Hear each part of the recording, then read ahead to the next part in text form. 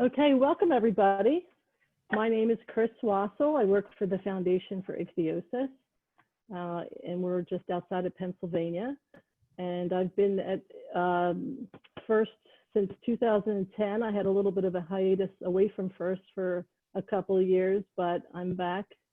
And since the whole COVID situation, we decided let's get some face-to-face contact with everybody because we can't do in-person meetings, and we didn't want to hold off on educating our membership. So tonight we have Diane Haggis.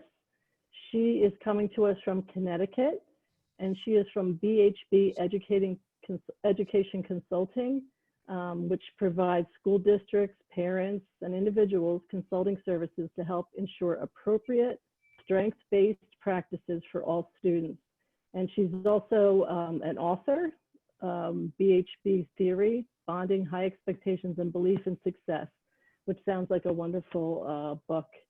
Diane comes to us from Connecticut, and not only is she an education expert, she's also a wonderful grandmother to Evan, who also has ichthyosis. So she's really the perfect person to host this event. Before I turn it over to Diane, I just wanted to mention a couple things. I'm sure everyone's well versed in Zoom at this point after all of these months of lockdown. But if you hover your arrow on the bottom half of your screen, at the bottom, you'll see a chat box. What we're going to do is Diane's going to go through her presentation, and I mentioned to you in the email this morning, we're going to send that presentation out to you. So don't feel like you have to take a million notes of what she's saying. You can catch up with that, afterwards. But in the meantime, when you hear something and you have a question, if you could just jot it down in the chat box.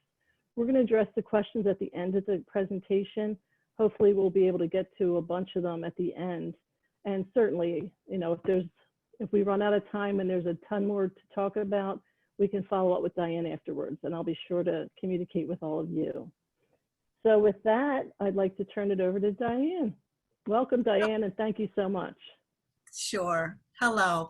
As Chris said, I am an educator. I am doing consultant work right now, but I've got about 40 years of education behind me as a teacher, as an administrator, with at-risk students. So I have a strong background in that. And my affiliation with FIRST came with my grandson, Evan, who has harlequin ichthyosis.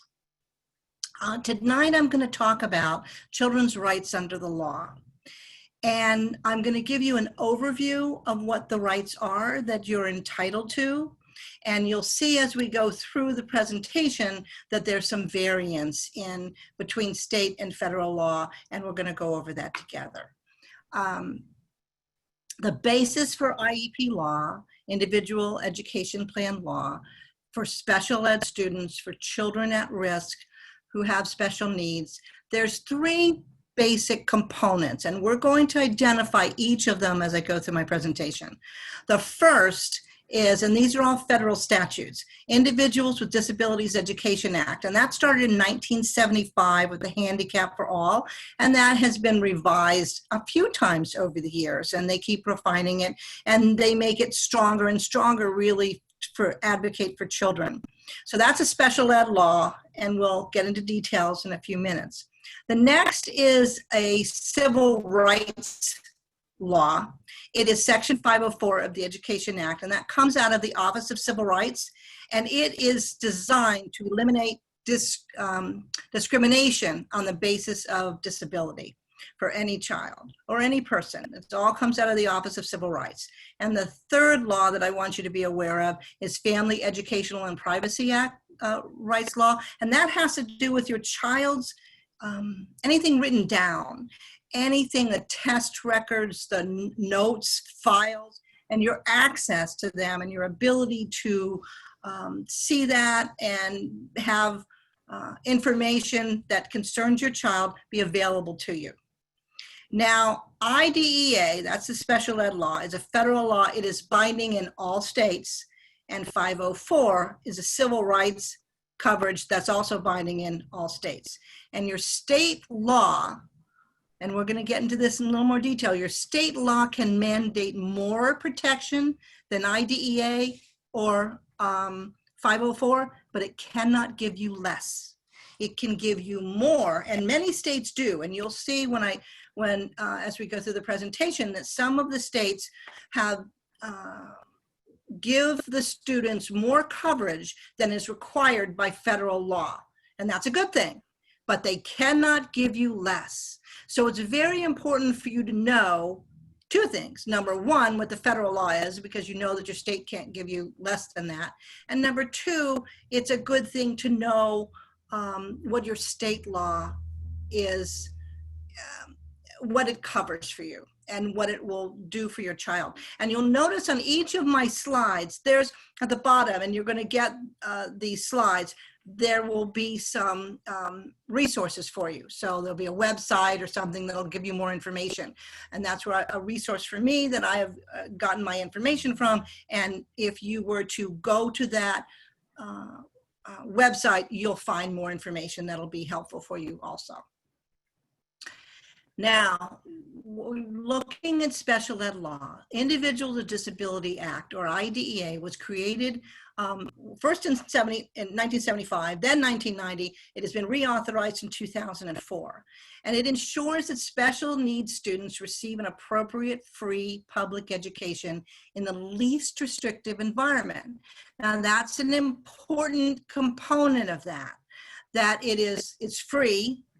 So the needs of your child needs to be covered by the school without any cost to you, and in the least restrictive environment necessary to meet the student's needs. I have found with my advocacy work that the schools try, but it's important for the parents to know what their rights are, because if your school is not implementing it correctly, you need to call them out on it and say, I understand this is the law and this is what I'm entitled to. I had a situation in my advocacy work where there was a parent in another state who had a child that was going into kindergarten, and the child needed a cooling vest because of, a lot of our ichthyosis students, they have difficulty with sweating, and the parent asked the school to get the cooling vest for the child. And this particular school district in this particular state said no, and said that they would love to help, but they couldn't afford it. So I got involved, and that's against the law. They can't do that, because without the cooling vest, the child could not access their education. And if they can't access their education, then the school is violating both state and federal law. So armed with this information, the parent went back, and not only did the child get paid for a cooling vest, they had a refrigerator that they moved from room to room. They got an air conditioner in the particular classroom. So knowing those, and it wasn't, I found with my advocacy work that it usually doesn't become a fight. Once the school system knows that you know what your rights are, they do it. Why they didn't offer it in the beginning, I don't know. Perhaps they just needed to be reminded. But that's an example of knowing in the least restrictive environment, and didn't cost any money for the parents. The school was responsible to do that.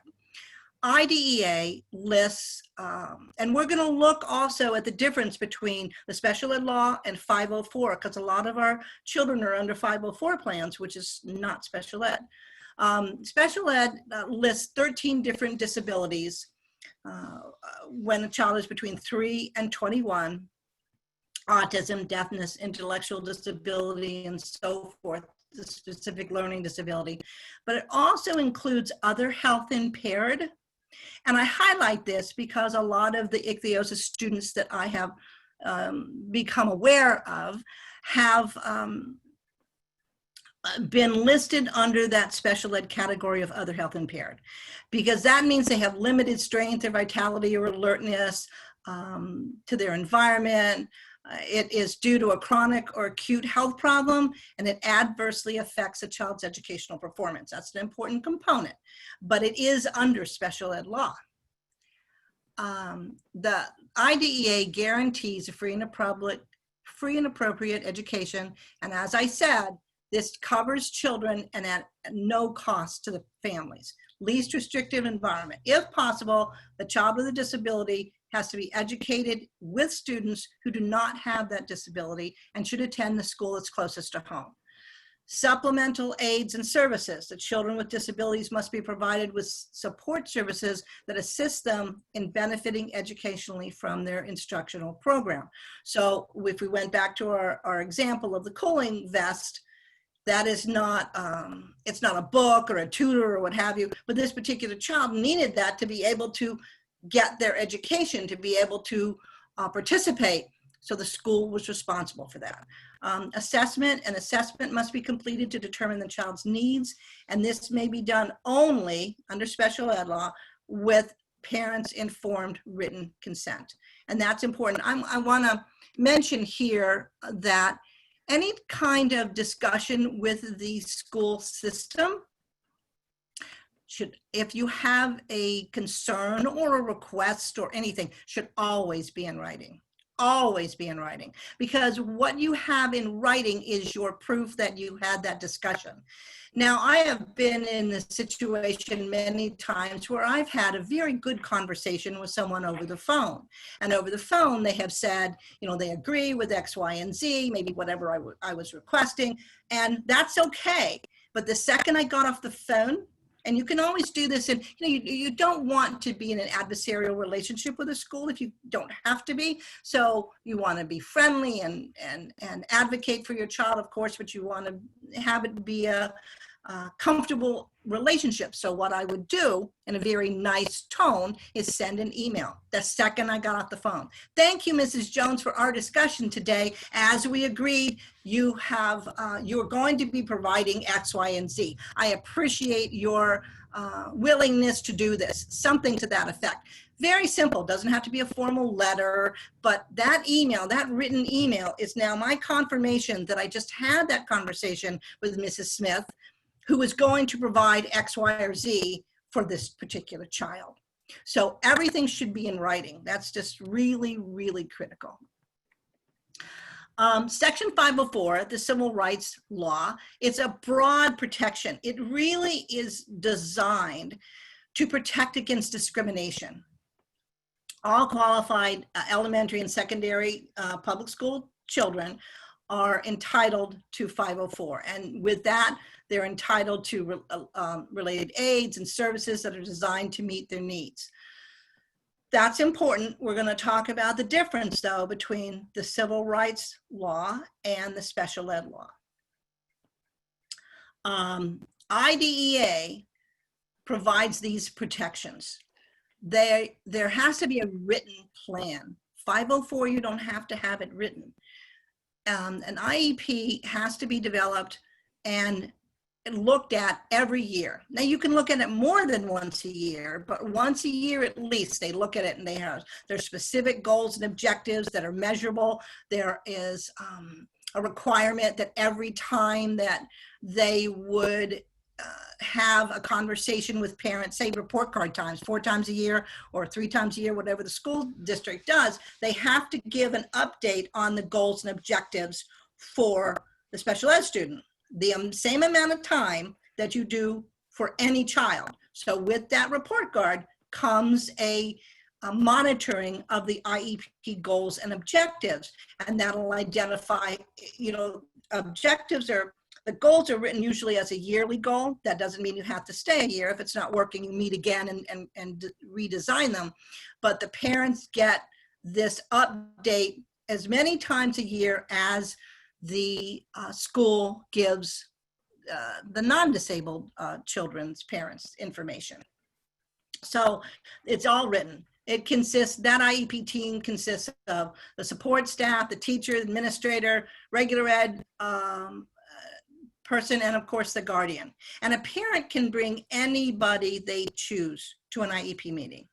The next door neighbor to give them some support, or an advocate. I mean, it could be anyone that they felt comfortable with, because it can be intimidating to go to a meeting when you have all these experts around the room and you don't know what you don't know. And need some assistance. So don't let any school district ever tell you you can't bring somebody, because you can. Due process rights are also involved in this, and it ensures that there's no changes to the child's program without prior notice to the parents. Again, you'll see that's going to be different with 504, because they have to, under special ed law, you have to notify the parent of what your intent is. And it also provides a mechanism for disagreements. 504 of the Rehabilitation Act, it's very broad. It's a broad civil rights law, and it doesn't have the same legal protections as special ed law.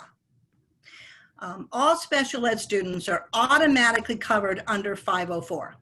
Every special ed student automatically has the civil rights coverage of 504, but not all 504 plans, they're not all automatically covered under IDEA. So that's something to think about. Section 504 is designed to allow accessibility to buildings, modifications, accommodations and testing situations, ensure that the child gets a free and appropriate public education, and it gives them access to whatever you have for a non-disabled child. The child with the special needs is entitled to have that, so it is an access. It does not provide for an individual education plan, where the special ed law does ensure that you get an individualized education plan. 504 is designed to protect against discrimination. That's the purpose of it. Free and appropriate public education. 504 and IDEA both have that as a foundation of their work, that a child is entitled to a free and appropriate public education. All children, all children. So all qualified persons, and remember we said that there were some requirements for the 504. You have to have a physical or mental impairment which substantially limits one or more major life activities. So that could be walking, it could be breathing, it could be a lot of things. Any kind of major life activity, there has to be a record of such an impairment, and the child would be regarded as having such an impairment. So there are some basic components to being eligible for 504. The other statute that I wanted you to be aware of is Family Policy Compliance Office, and that again has to do with the student educational records, and that any school that receives money or funds from the U.S. Department of Education has to then has certain requirements for how they keep the records and who they give it to and who they share. You have, as a parent, the right to see any records having to do with your child. And that would be any reports, any evaluation, any testing, really anything that is written about your child, you have the right to see it. At 18, that right would go to the child. Federal timelines, and this is an important component. Federal regulations do not mandate a timeline for Section 504 meetings or the implementation of a 504 plan. It doesn't say that the plan has to be in writing. Now, a lot of school districts do it because it's the right thing to do. You decide or you agree on a 504 plan, and both sides agree, and a lot of the school systems they go above and beyond. As I had said, they can go above and beyond, they just can't go below a federal standard. So many school systems, probably most, will write up the plan, and you might want to ask for it under 504, but they're not required, they're not mandated to write up a plan. They're not mandated to put it in writing. They're not mandated to put the testing in writing.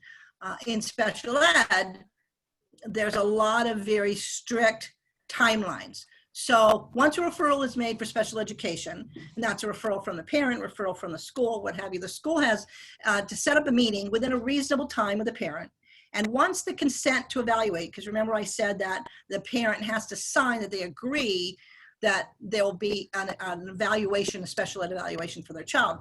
They have by federal law 60 school days to complete the evaluation, 60.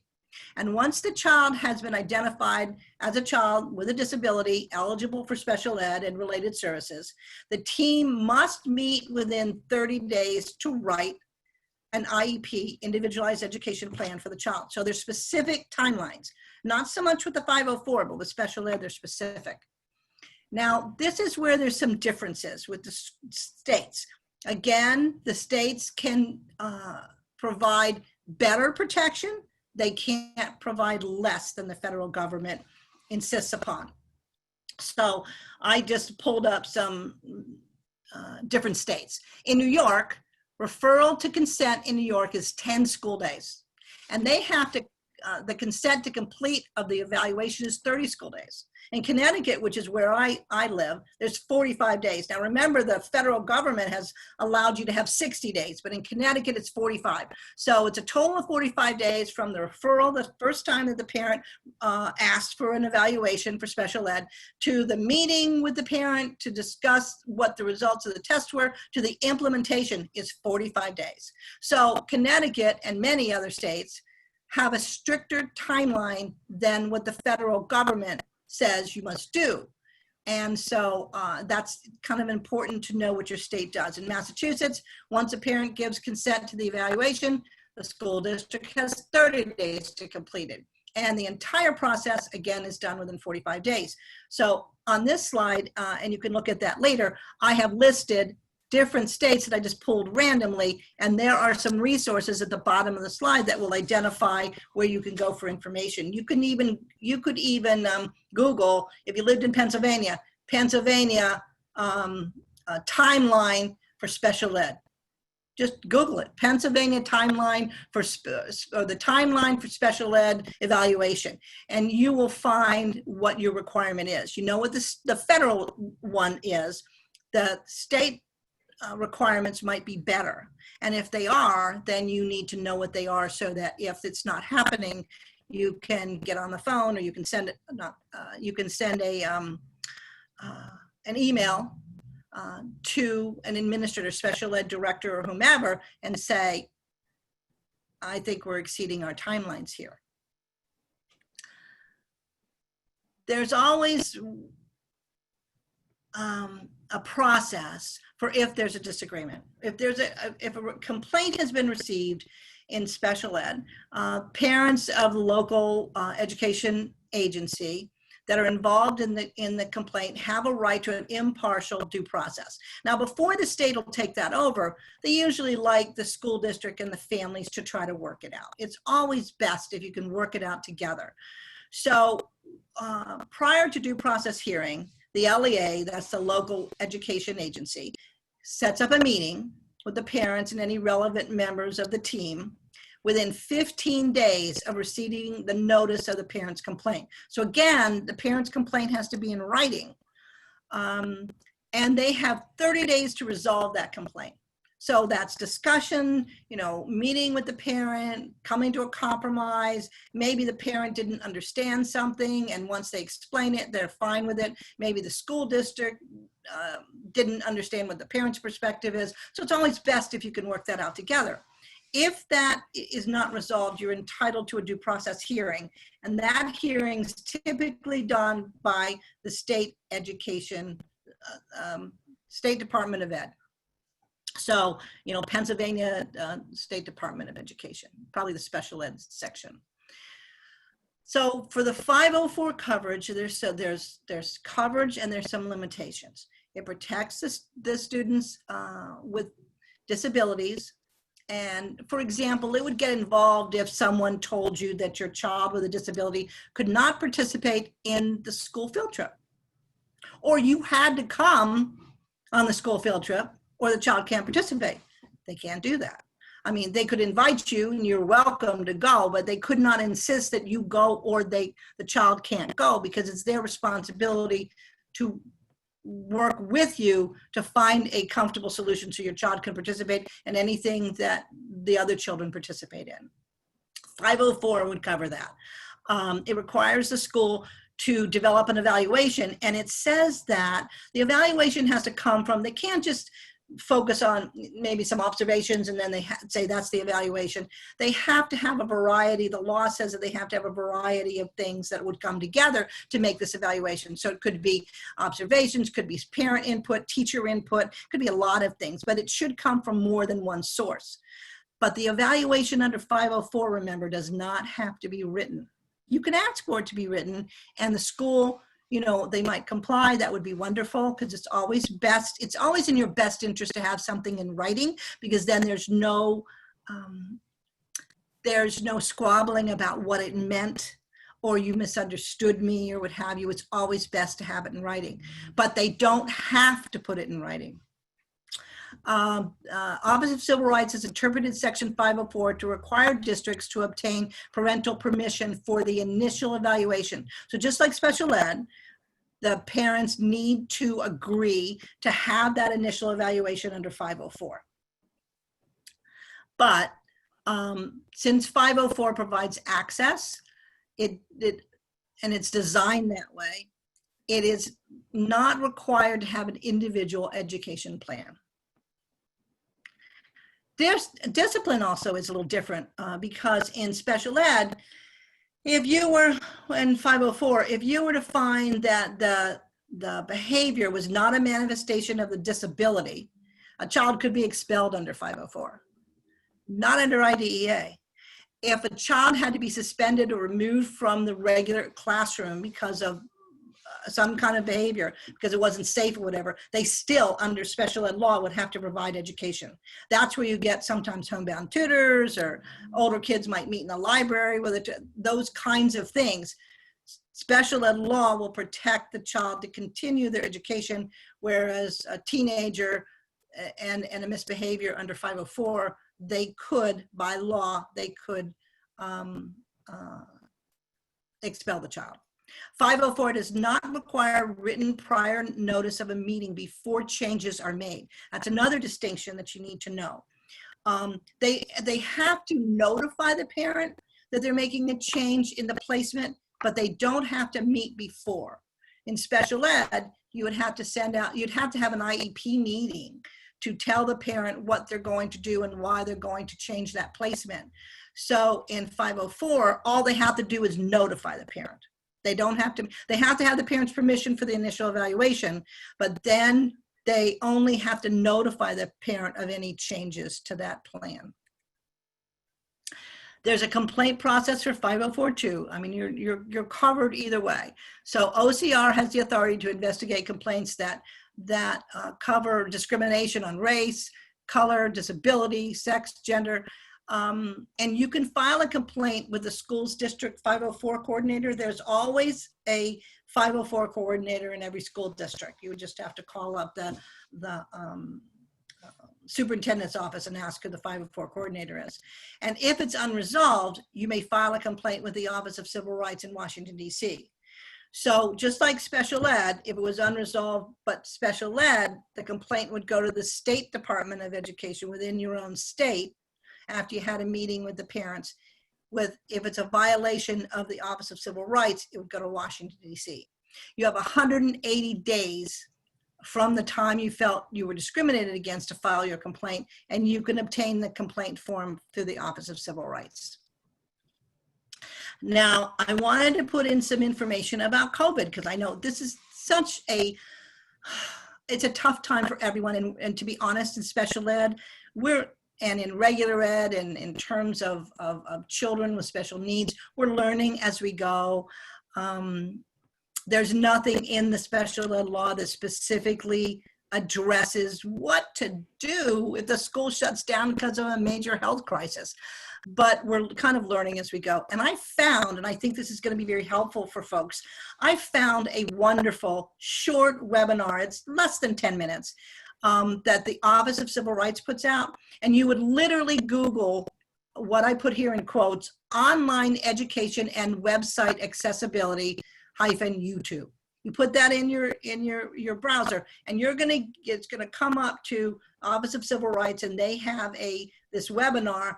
and they talk about COVID, and they talk about civil rights laws there, and they talk about ADA, Americans with Disability Act, and Section 504. They even discuss things like assistive technology, speech recognition software, screen reader. They talk about all of those things within this webinar. It's just a great little webinar. And they give you some resources. I copied them here on the slide for you. If you had questions about technology assistance, they give you a website to check that out. If you had a complaint, they give you a website to check that out. So I would suggest that you look at that webinar, because they did a very good job. Now, COVID and special ed, like I said, this is such a new experience for us. It's for not only the country, but globally, and we're kind of learning as we go. But when a school district closes its school to slow the spread of COVID-19, and it does not provide any educational services to the general student population, it is not required to provide services to students with disabilities during that time frame. However, if the school district continues to provide educational opportunities for the general population, say distance learning or what have you, then it must provide special education students their free and appropriate public education. Now, it looks a little different because it would be on Zoom or any kind of distance learning that they're initiating, but they have to provide that for you. The districts have to ensure that each student with a disability can be provided the special education and related services that are identified in the IEP.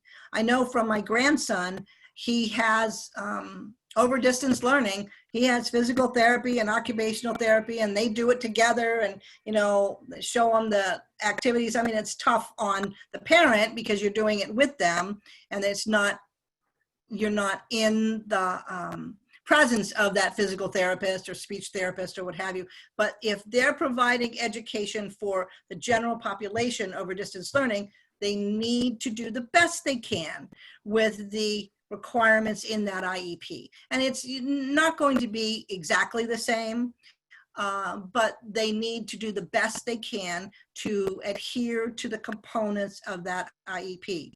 It's also not considered a change of placement because remember when under special ed, if they're going to change the placement, it will require an IEP meeting. It's not considered a change of placement when the local education agency provides online learning when the building is closed in a health crisis.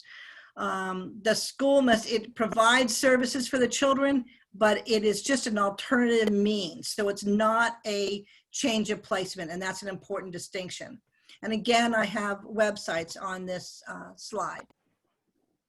So the things that I've talked about are protections for children with special needs and a resource for parents so that you know what your rights are. And the last slide is my information.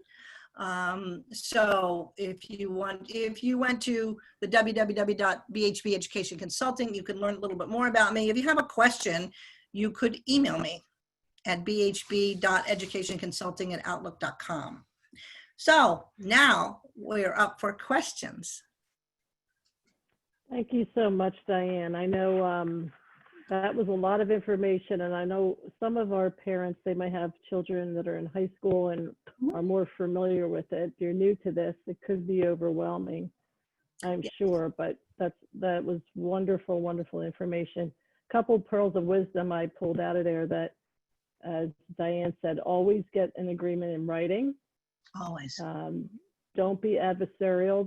They're working with you. You want to have a team to work for your child, not to have an adversarial relationship.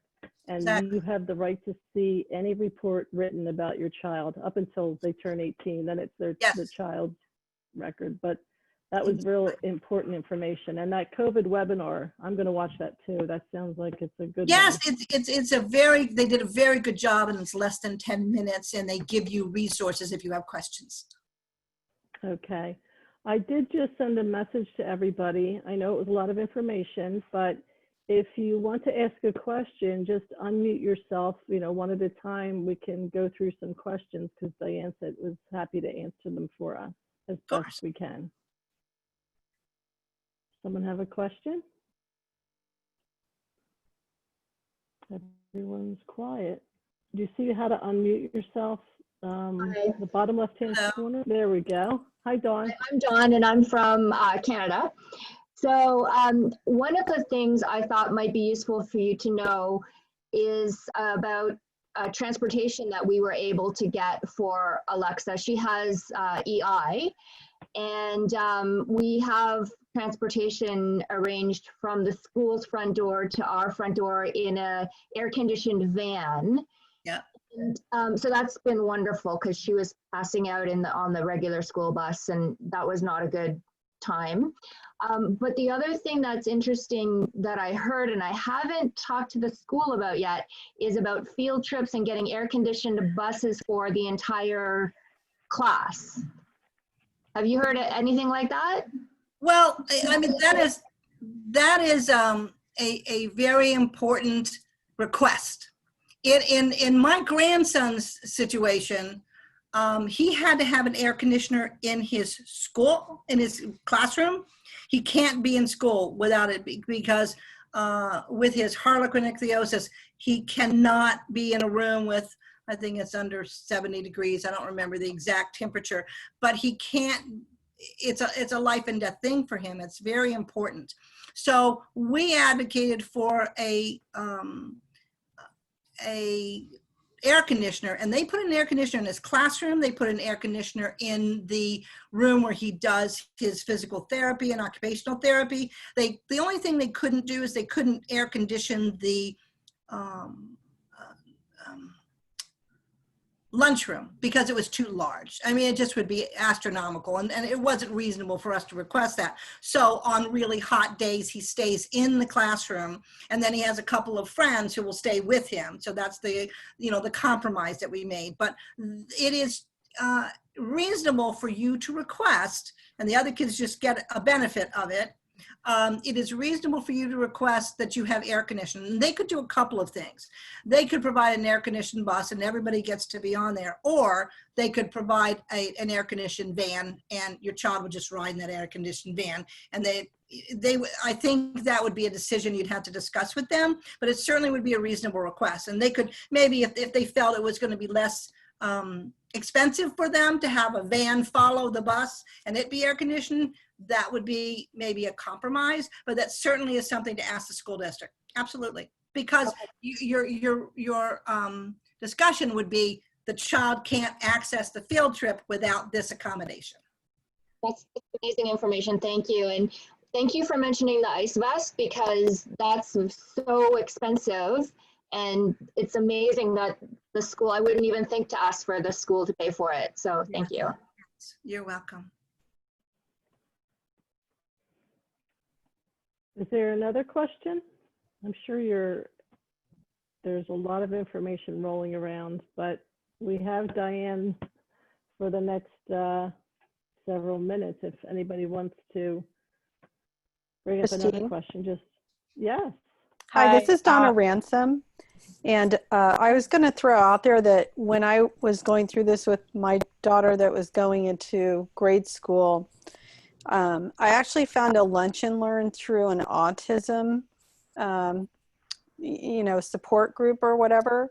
And I just kind of stumbled on it, but you can search for that topic, and there may be other agencies that aren't related to our kids' challenges, but if they're doing educational programs that, like that one was specific to this, then it covered all my questions for my child. Mm-hmm. And as far as the cooling vest, our school bought her a cooling vest and the ice packs and a travel bag whenever we needed it, which worked out to be, just because of her heavy use, was about once a year.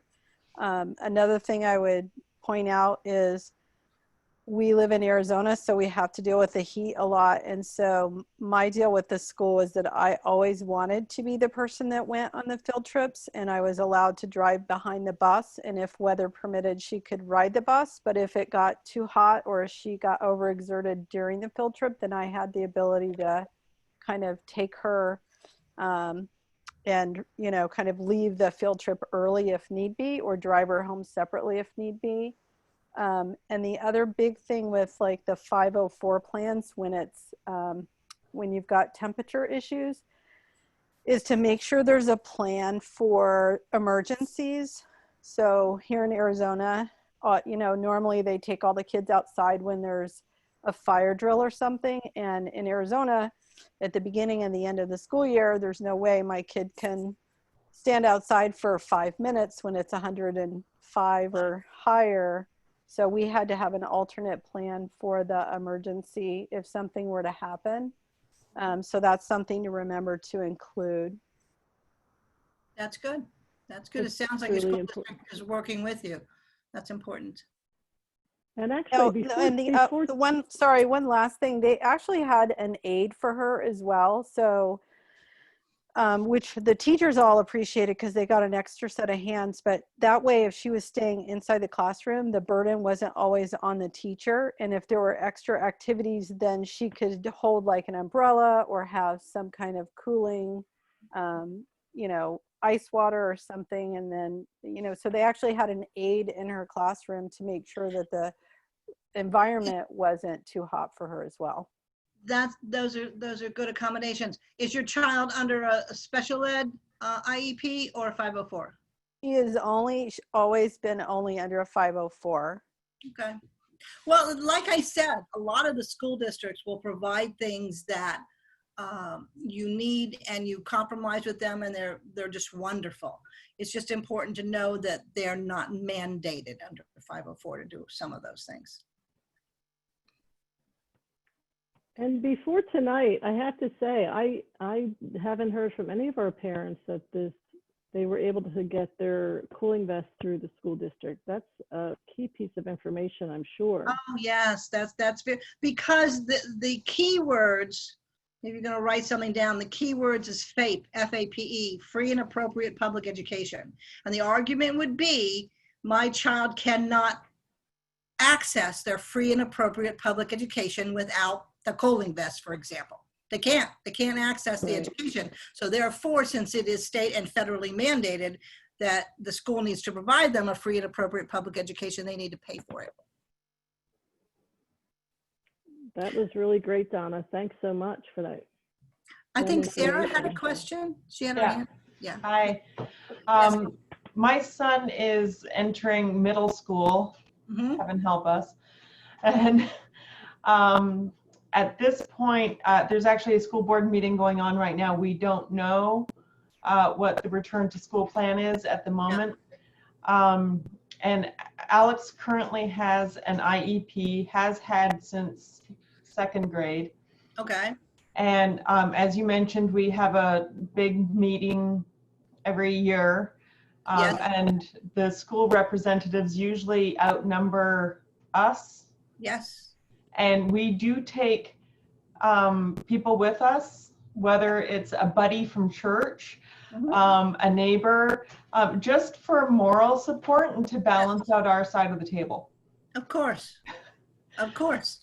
My question is, in regards to the IEP and the unique times that we're in, is there a way of modifying the IEP without that big board meeting in order to say, okay, the question of having to apply hand sanitizer has never been an issue, but now it is. Yes. And we need to address it before he steps foot into the school. Yes. Because no one can make him do that. Yeah, you can, the school can have an addendum to the IEP. If the parents agree and the school agrees, you don't have to have a meeting for every single small change in an IEP. They can, they can put an addendum to the current IEP. And that would be, I mean, I would, if it were me, remember, everything should be in writing. Everything should be in writing. And it can be very pleasant, you know, a nice, pleasant email. But if it were me, I would send the email and I would say that I was requesting an addendum to the IEP because of, and then explain your reasons and say what, and then they'll call you and you can discuss it. But they can do an addendum to an IEP. You don't have to have the big meeting. Right. And it's good that you bring someone with you, because it is, you know, it's, I mean, my daughter and my son-in-law are very bright people, you know, master's degree, very smart, but they don't know what they don't know. And so, you know, it can be very overwhelming if you go into a meeting and there's all these experts around the room and you're sitting there by yourself. So it's wise to bring someone that makes you comfortable, that can give you some moral support. I think, and it's your right to do that. So I think that's great. That's great. But I have to say that Alex's elementary school was incredible with creative accommodations. They bought a window air conditioner that has traveled from classroom to classroom with him, and it's moving down the road to the middle school. That's wonderful. With him. I'm just, I've never been able to really reach accommodations in regards to the bus system. And we had to fall back on, because we're in Minnesota, it didn't really matter until spring. And if the temperature was a certain degree, I had to call the school by a certain time to say, Alex isn't going home on the bus today, we'll pick him up. Yeah. That's the only alternative that they had, because they said that the transportation was outside the education. It's not. That's not correct. That's not correct. As I had said before, you know, my grandson, he can't be in a heated environment, and if the temperature is too warm, think if it's over 70 degrees or something, this could be very detrimental to him. He has an air-conditioned bus that picks him up with an aide in the morning, and the aide goes to school, the bus goes from school to their house and picks him up and brings him back to school. And the same is in the afternoon. Transportation is required, and they have to, if this is a medical necessity for your child, not a convenience, you know, it has to be a medical necessity. But if it's a medical necessity for your child, transportation is in their responsibility. It is. They can't make a parent pick him up. You know, now they might have to negotiate with you whether you want to always have this separate transportation, you know, so you might have some negotiating there, because they might have to have a contract with the outside vendor or whatever they have to do, but it's their responsibility. So they might say, you know, it can't be that on a random Tuesday you want the bus, but on Wednesday, Thursday, and Friday you don't, because they might have to have a contract with someone that's going to provide that service. But the basic component of transportation is absolutely their responsibility. Good to know. Thank you. Sarah, thanks for mentioning the hand sanitizer. I think that's a great addition for a lot of people coming up if they are going to have in-classroom learning.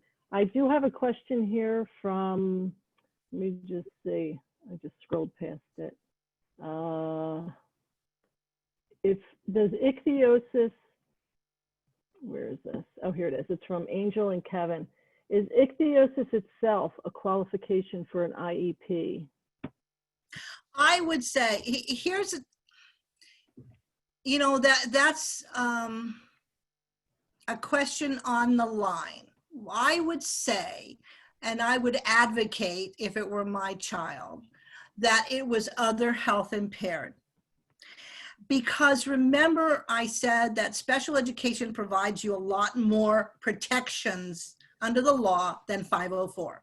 504 does provide protections, and there's wonderful school districts that will give you a written plan and do everything that they can to help you.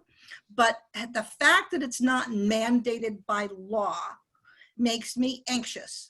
So I would advocate that the ichthyosis and the limitations that it provides your child in life activities qualifies the child for other health impaired under special ed law. And that's what I would go into the school and say. That's good. I think that answers the question. Anyone else have another question before we move along? Or... Well, I think that was really amazing, Diane. Thank you so much for your time and You're very your welcome. expertise. Yeah, really, and to have that expertise, and also you've been guiding Evan along. That's really a double whammy there. So unless there's any other questions, I guess we'll end the call. But like I said, I will be sending out these slides after the call. And if you have any questions, you can send them to me. You can send them to Diane, because she provided her email address. Absolutely. And as we go along, I like that suggestion. Someone was saying, I think it was Dawn, that, you know, just because, you know, there's a lot of resources out there, it doesn't have to be just from FIRST in terms That's of true. all the special education tips and tricks. And someone even else mentioned in the chat box that, you know, we should probably ask people within the parents group or the moms group to say, you know, what special accommodations have you asked for? Because sometimes it's hard to think of all the different things you might need.